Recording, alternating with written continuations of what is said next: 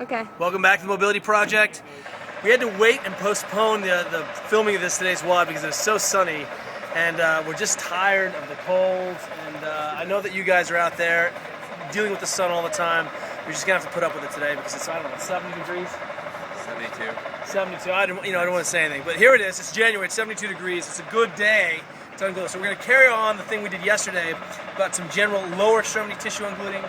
We have a super athlete here, a test dummy, if you will. What I want to do today is we're going to think about, he just did a ton of muscle ups from the main site. We're going to work on just ungluing and recovering the soft tissues of the shoulders. Always tie the shoulder soft tissue into a movement, and that's fine to do, and sometimes you can just be a dumb piece of meat and roll around. So let's be a dumb piece of meat today, because that's, I'm good at that. right. So, no, that's good. He's the smartest guy in the room. He's a good dancer, drives a nice car. All right, so here's what we're going to do first. Let's go ahead and start you on your back. Pick a side. We'll take Todd, and we're going to go ahead and just smash that lacrosse ball into his external rotator. So this external rotator mass, any of the tissues behind, posterior delt, any of the external rotators that come in, off. You can think of your external rotators primarily as coming off of the base of your scapula. That's where they have the most kind of purchase, but they're all back here. And you get this big mass here, and that's where we're going to start this stuff. So these are rolling around, and this is entirely about what we call informed freestyling. There's no right way other than identify your painful spots, get in there and make some change. So go ahead and see if you can find a painful spot. You'll notice that you immediately adopt kind of a three-quarter turn to get some pressure on the ball, finds a spot, hangs out there, and then what we want to do is pull those tissues past so we can internally and externally rotate his arm. Does that change anything? If I'm a super friend, obviously I can just put a hand on top of that ball, but internally and externally rotating, doesn't matter. He can either think about trying to tack the tissue down, pull it past, or he can just kind of resume the kind of sliding natures. Remember, our goal is to be layers of silk over steel springs, and what you want to do is put a timer on it, start rolling around, and he can even pull the arm across the body. Does that change anything? Pulling the arm back and forth? Yep. All right, so you'll see he's just doing some informed freestyling and hunting.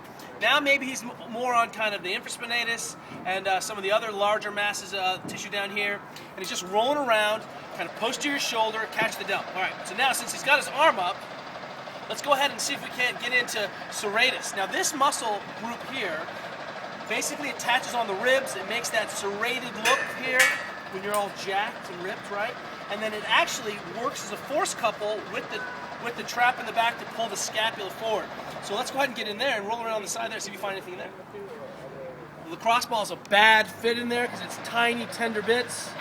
Long thoracic nerve is coming down there. If you get a nervy feeling, stop.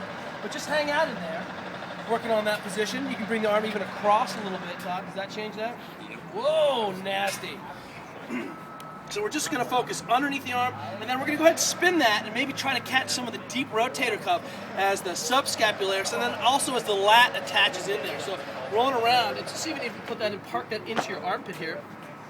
There's a bunch of a big nerve block here, a nerve bundle, and so if it gets nervy, get off your nervy stuff. It's pretty simple. If your hand goes numb, your hand's going numb for a reason, because you're blocking the nerve.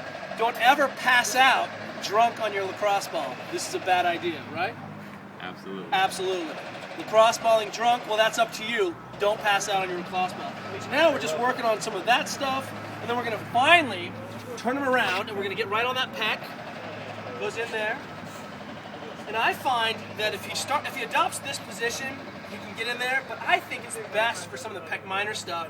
If he does a three-quarter roll onto that pec now, can you turn? Get that, go, turn the other direction. There you go. Getting into that pec. And then a super friend can come down and press through the top there.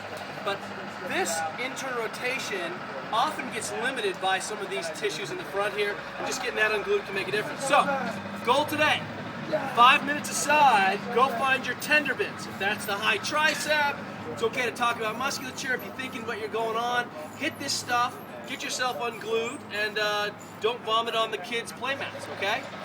Wear sunscreen. It's hot out here. Thanks, Todd. Nice.